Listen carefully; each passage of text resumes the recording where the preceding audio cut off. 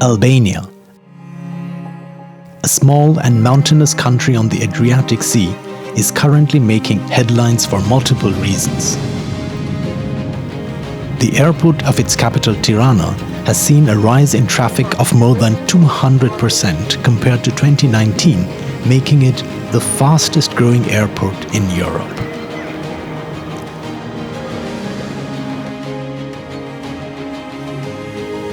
Albania's tourism is booming, and the country is now regarded as Europe's fastest growing tourist destination.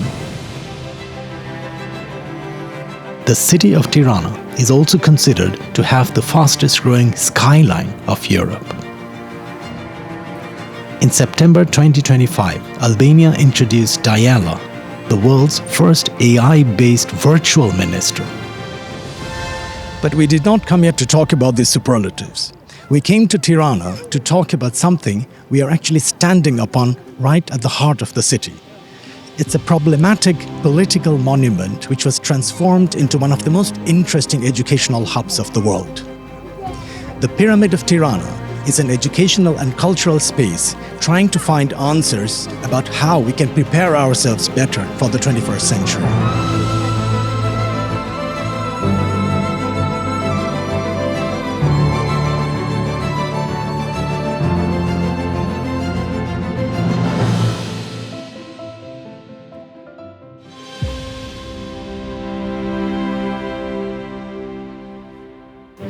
A key challenge every forward-looking country of the world faces today is how can educational systems and pedagogic models adapt fast enough to prepare citizens for a world being rewritten by technology. Across the globe, digitalization and artificial intelligence are transforming economies, industries, and communities at unprecedented speed. It is redefining the nature of work, the way we learn, and the skills our citizens need to thrive in the 21st century. Yet, even as AI transforms nearly every aspect of human life, large parts of society remain either hesitant to engage with this historic technological change, or they have no access to appropriate educational services. In this documentary, we explore how Tirana, the capital of Albania, a nation of just 2 million people, is responding to this global challenge. We follow the city's effort to reimagine learning, empower its youth, and position itself at the forefront of the new digital era. We investigate how the Pyramid of Tirana, a grand memorial to the nation's longtime dictator Enver Hoxha, was recently transformed into a vibrant center for learning and innovation. Let's begin with an interview with Shipe Berisha, the executive director of TUMO, the centerpiece of this extraordinary educational space. Thank you for taking the time for this interview.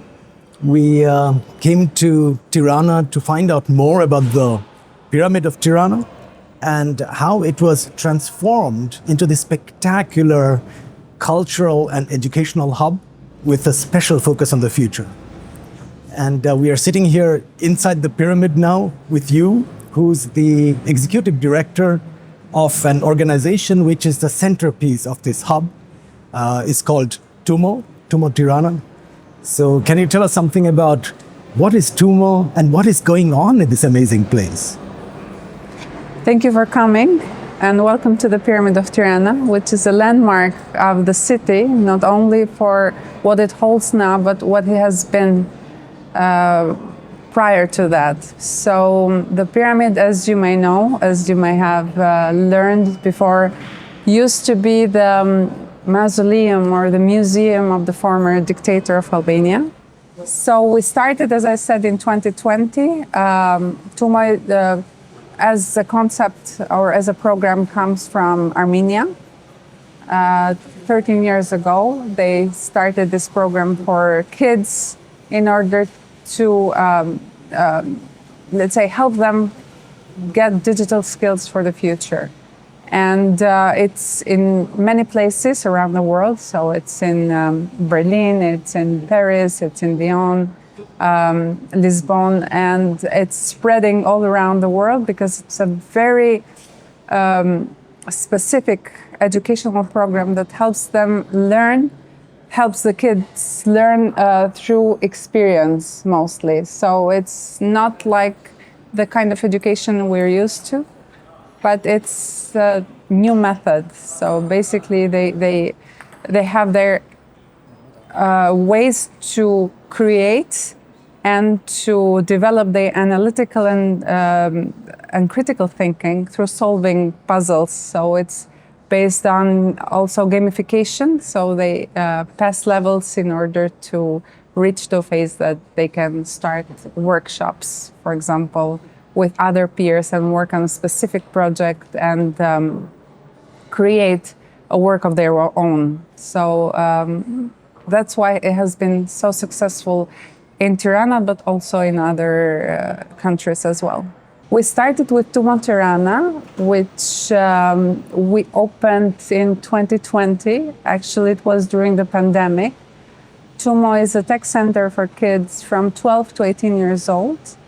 They come and study after school digital skills like robotics, graphic design, programming, also game development, and we have some arts stuff as well, such as animation, drawing, music, all done through digital means. So what they learn here is programs and skills that they can use in their everyday, let's say, studies or school, or when they go in universities afterwards.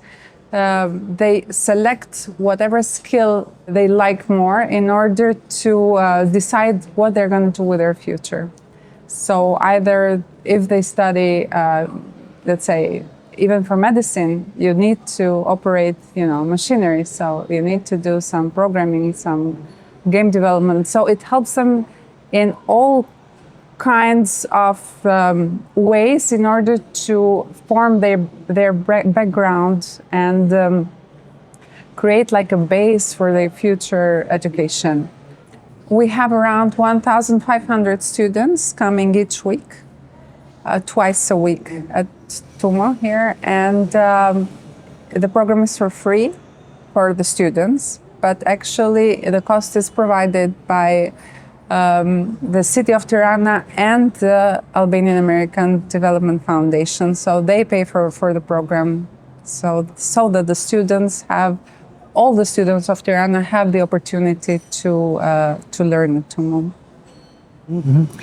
I read something about a thing that you call the Tumo Plan, which is like an AI-based platform which is used by the students to organize their learning. Well, actually, now Tumo is launching their AI program with an AI-specific skill, but also introducing AI in all the former digital skills that we actually have at Tumo, which are 10 of them. So we are starting from January on with this new program that will help them a lot with the new AI era that we're on.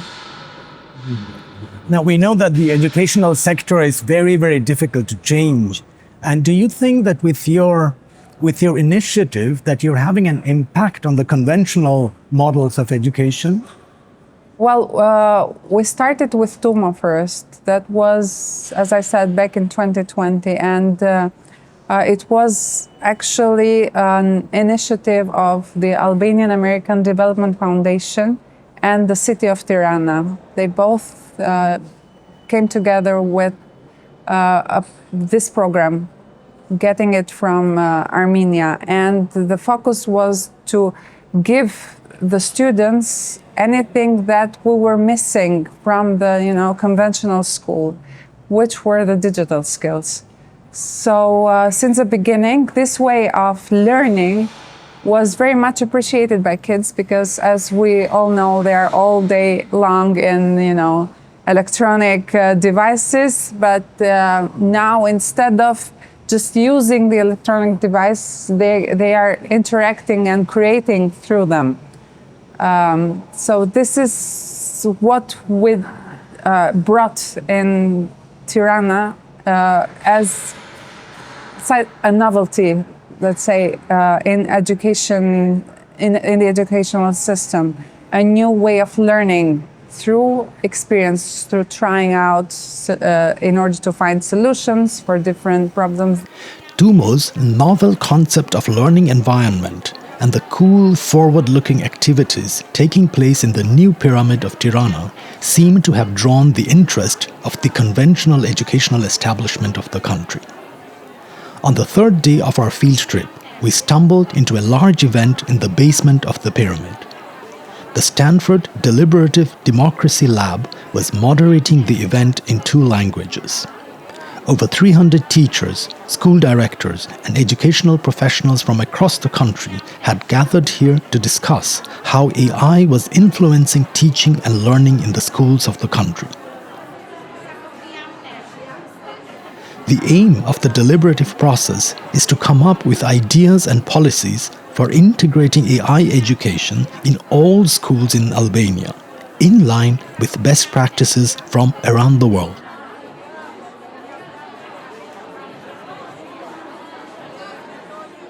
So I have a question about the future. Yeah.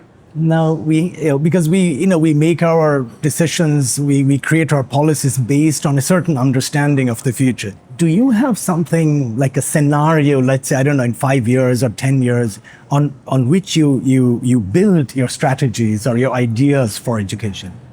Well, the pyramid itself, the vision of the pyramid was to become a hub that could give opportunities to young people. And as I said, we started with Tuma, but then 42 came along. Campus 42, just established in Tirana, they started with the first cohort. So with the tech education, we covered from 12 years old up to 18 with Tuma, and then 18 and up with Campus 42. And then Plug and Play came along. Plug and Play is giving the opportunity to all these students and startups of Albania to grow through the know-how and the tools that they provide, even the funding. So basically, we are trying to create, and we've started to create, an ecosystem that works together with, as I said, the educational part, but also acceleration and funding part, but also for other people that are in the tech system and also need a space to interact or to create. We also have the what we call the innovation space downstairs that has a co-working area with all the tools that any startup or any individual that is working independently can come and become part of the ecosystem. We host a lot of events that have international speakers and workshops that create, let's say, the environment for who is at the pyramid to evolve, but also who can come in Tirana from the region, can exchange experience and know-how, and also start the first cooperations. That means you are actually trying to radiate out into the city. Into the city and in the region as well. It's like a puzzle, that we're trying to make in order to build this ecosystem that will serve Albania first, but also the region. So Tuma covers educational part from 12 to 18 years old. And then we have coding education for 18 and up. And then, as I said, we have Plug and Play and Startup Albania, which is another agency that is government-owned that is fueling with know-how and funds startups in Albania. So basically, this is what we're creating. We're creating an environment where everybody can find ways to collaborate and to cooperate with each other and to grow. There's always this question about deployment of AI. Of course, there's the industry, But there's also the civic center, like society has lots of challenges. There's climate issues going on. Is that also something you will try to address, or you're already addressing here? Challenges of the city, like solving the problems of the city. I think this will come organically, since many of the startups that we see here and are, let's say, competing for funds in different pitches, they bring solutions for problems that the city or the country is having. So I believe this will come organically, and then since even the state but also the private sector is part of the ecosystem, each one of them will pick and choose the right solution for the issues and the challenges that we're facing. But so far, we're really excited and to see a lot of young people coming and learning and also collaborating with each other. So I think the future is very, very promising. After our conversation with Shipe Berisha, we decided to ask people about what they thought about the new pyramid, both visitors and users, inside and outside.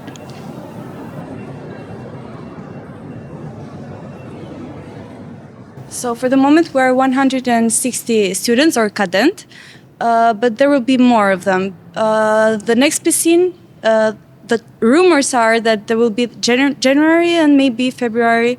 So there will be more people coming for the school here. Basically, everyone can come here for as long as they participate on the piscine, they win, and they progress to the common core, which is this one right now. And are you all from Tirana? Not all of them. For the moment, we are from Tirana, but they are from Libya, from Korea, from India, I think.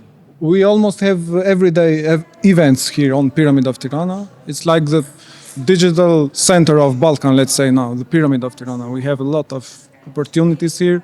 We had Plug and Play, if you know, 2 weeks ago. Yes. We had another event yesterday, it's called Slash. And there will be more coming.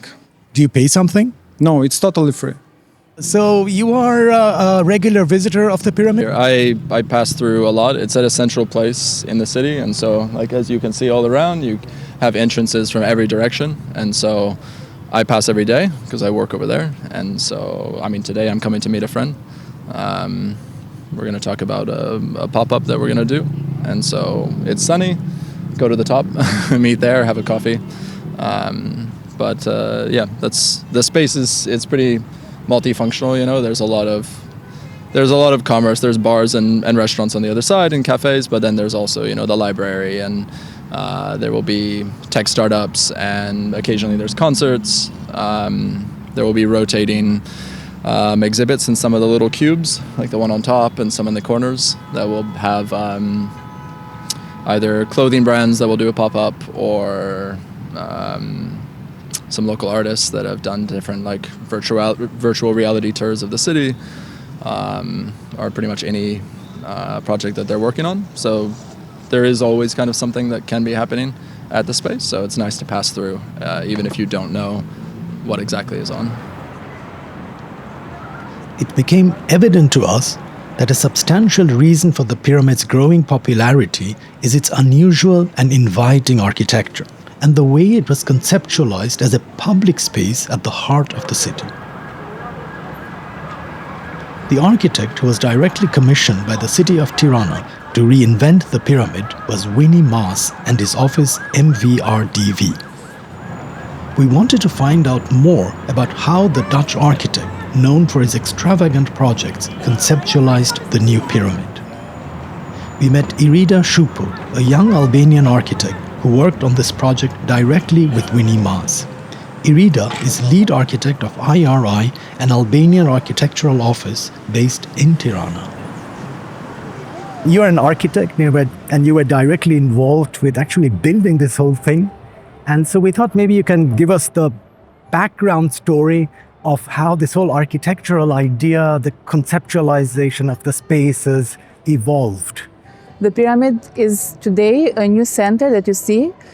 It looks towards the future. It looks towards about what is going to happen of the education and of the young people of the city of Tirana. But actually, the building has gone through a lot of phases until the moment that you see today. As it was first thought to be the museum of the dictator of Albania, Enver Hoxha, but it was actually finished after he died. So it served as a museum only for a few years. And after that, after 1991, the building kind of transformed and changed totally. Not only it served as a cultural center for the people of the city, but it was also the point for local television. And it used to have like a nightclub in the underground of the pyramid called the Mummy. It served also as a humanitarian center for NATO during the war in Kosovo in 1999. And then at a certain point, they decided to build a theater inside the pyramid. And the structure of the theater was erected and it occupied all of the atrium inside of the building.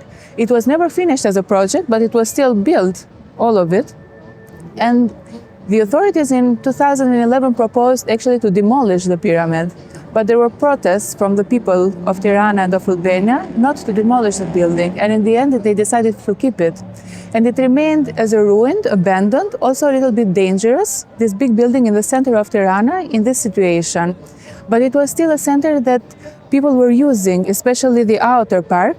They were very curious to see what was going on inside. They were trying to peek from the windows what was happening. And also young people were still climbing because of the slopes until the top and then going down. It was kind of a game, but still it was abandoned and in a very sad situation until 2017, when actually the new project for the concept of the Pyramid of Tirana started. It was a collaboration between MVRDV and us as ERI worked as a local studio for this project in particular, and it aimed to introduce this new educational center to Tirana. The collaboration with TUMO, which is the school that educates young people towards technology, computing, coding, programming, and all of these other courses, started since the beginning actually of the project. It was a close collaboration. We already had the TUMO Center here in Tirana before the opening of the pyramid. They were staying temporarily in another building. But since they already knew what was needed for this school to happen and how things needed to be organized, we started the collaboration with them since the first day practically. And MVRDV, with their fantastic experience, knew how to translate all of their needs into the spatial form of the building. And this is how it all started.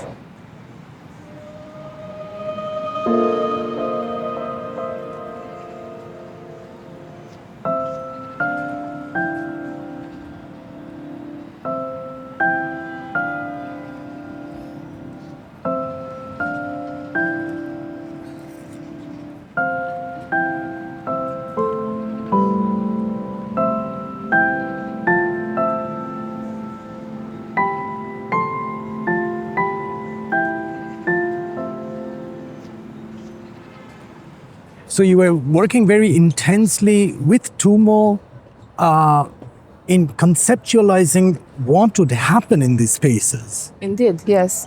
Yes, of course. We met them. They came from Armenia to Tirana to visit the site.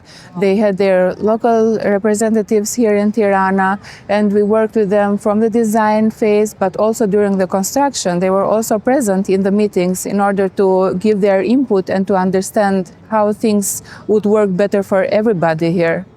Yeah. And for example, even the boxes that you see in the interior part, they are kind of a translation of what the space is for this informal way of learning, this creative way of getting the knowledge works, because the boxes are somehow scattered inside the building but also outside of the building, and they offer these spaces which are safe and close, but at the same time, everything is really free. You can move from one side to another in a very informal way, actually. So you actually began the conceptualization not in the terms of the form, like these boxes are very powerful messages, no, but you didn't start with the boxes. You began with the idea of what is going to happen here in these social spaces, and then you came up with the idea of the boxes. Well, we were working with an existing building and not any building. It was the Pyramid of Tirana, and it was quite iconic. Even since the beginning, it has always been a very important building for the city. And it was also a very complex building because the situation was bad, but at the same time, we didn't want to make it look bright and new. We wanted to make it contemporary, but at the same time, we wanted to keep somehow their history, to show everything that has happened to this building in particular, which also happened to the people of Tirana and to the people of Albania. So it was important to make this kind of transformation in an honest way by showing step by step what has happened to the building, but also to make it ready and to make it hospitable for the people who are going to use it for the future in order to learn and in order to dream also. Why not? Yeah.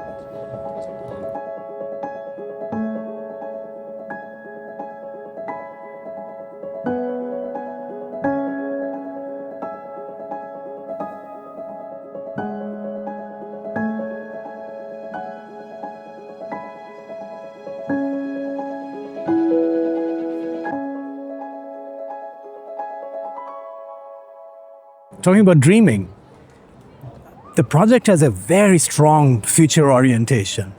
So how are you imagining the future? Let's say 5 years from now. How do you see this place? What is the ideal vision that how will this impact the city as a whole maybe?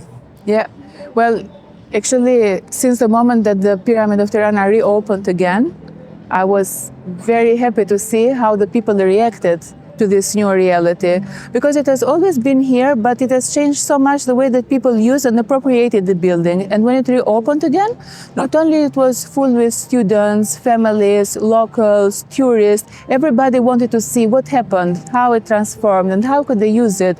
And right now, for example, in the building, there are of course educational spaces. There is Tumo that we mentioned before, but there are also educational spaces for older people than the young students of Tumo. There is, for example, a Kolkaronda, there is Plug and Play, there is Innovation Hub, but there is also an art gallery, there is a library, there are workshops for art, to learn art, and there are, of course, bars and restaurants. There is something for everybody to do here at the Pyramid. So for me, it has already become like this central point where everybody wants to be and wants to go, even to hang out, or even if you want to do something more specific.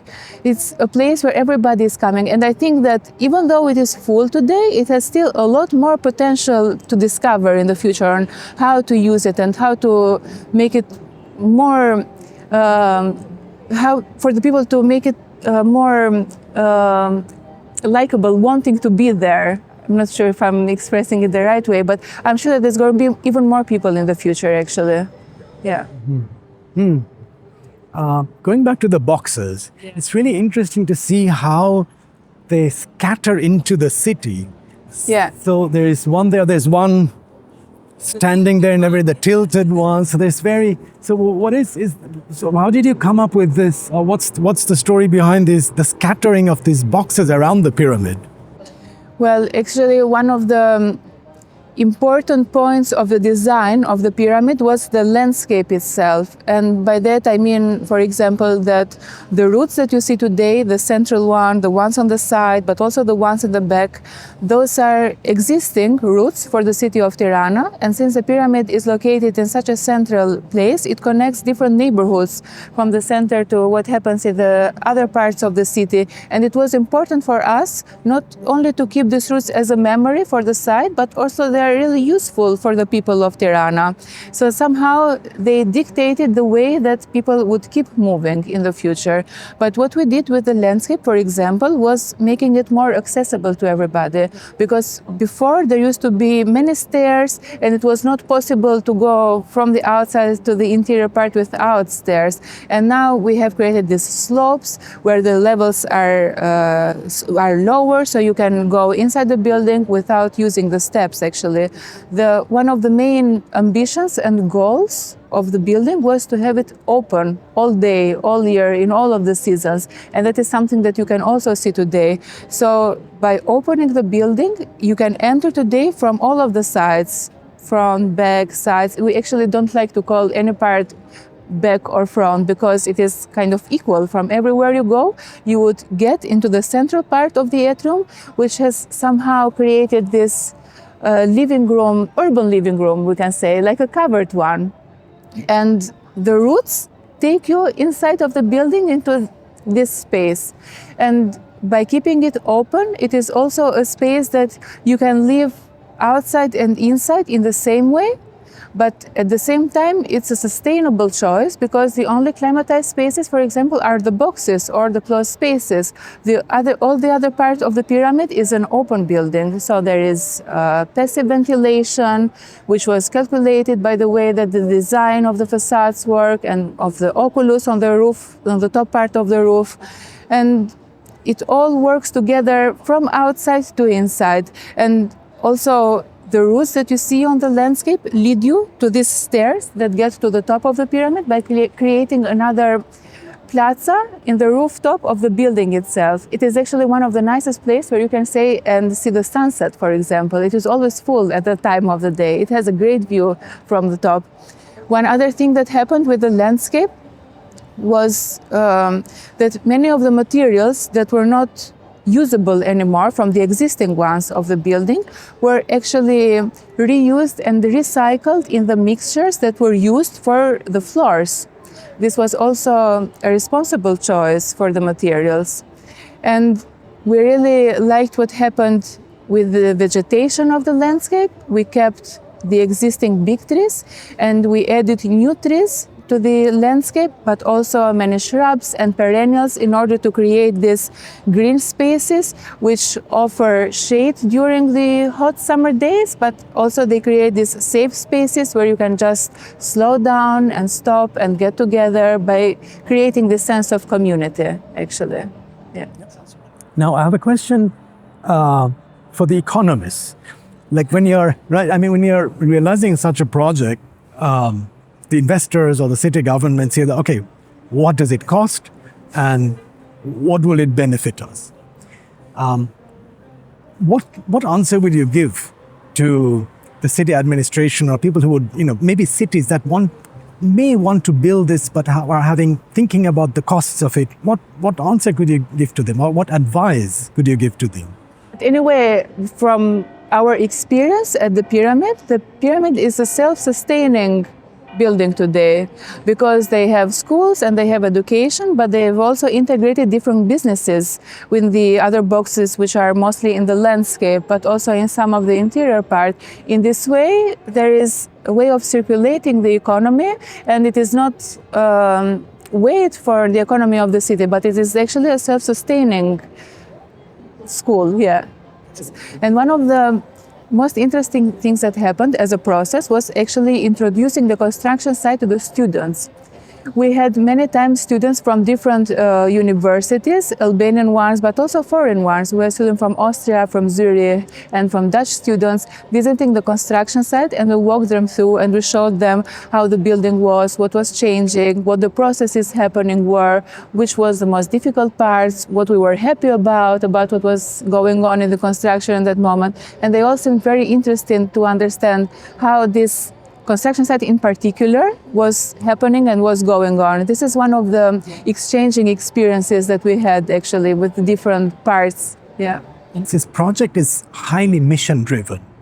The idea was bringing something to the city, something very future oriented, giving hope to the citizens of the city. Did that help realizing the project? I mean, is it something that you would take along with your future projects, like creating projects which have a strong mission for the future? Well, I think one of the best things that architecture can create is changing the meaning, because the pyramid in itself has a lot of symbolic charge and history, and through architecture you actually change the meaning and make the building look into the contemporary and the future, and then what's going to happen next. So this is, I think, the main drive that you have when you are designing and when you are thinking about what it could be. What are you giving back to the city? What are you giving back to the people? That is the most fantastic thing that architecture can do, actually, in my opinion. Yeah. Thank you for the interview. Thank you very much. It was a pleasure.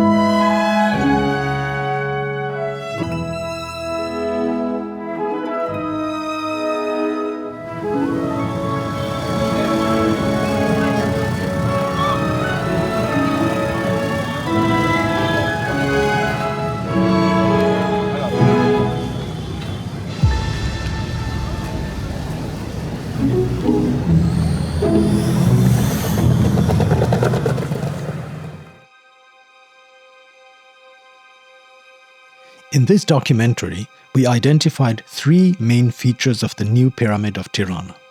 Firstly, for young individuals from 12 to 18, it offers cutting-edge knowledge and skills they need to thrive in the digital age. Defined as an after-school center, it enables self-organized and project-based learning in a fun and inspiring environment. Secondly, for entrepreneurs and startups, it offers an entire ecosystem of services, from basic knowledge about building startups to co-working spaces, from funding to incubation, from acceleration to legal advice. Internationally acclaimed organizations such as Campus 42 and Plug and Play are now shaping the learning landscape of the pyramid. Thirdly, for the citizens of Tirana, it offers something like a living room of the city. They can walk inside the pyramid, chill in the bars around it, and from the platform on its top, they can enjoy both sunsets and the panoramic view of the city. As the digital transformation gains momentum, the great challenge that lies before us is to ensure that every citizen, especially the youth, has the skills to understand it, to shape it, and to use it for improving their lives. Those countries and cities which can display their empowering their citizens with AI and not replacing them with it will become the educational lighthouses of the digital era. Tirana seems to be well on its way to become such a lighthouse.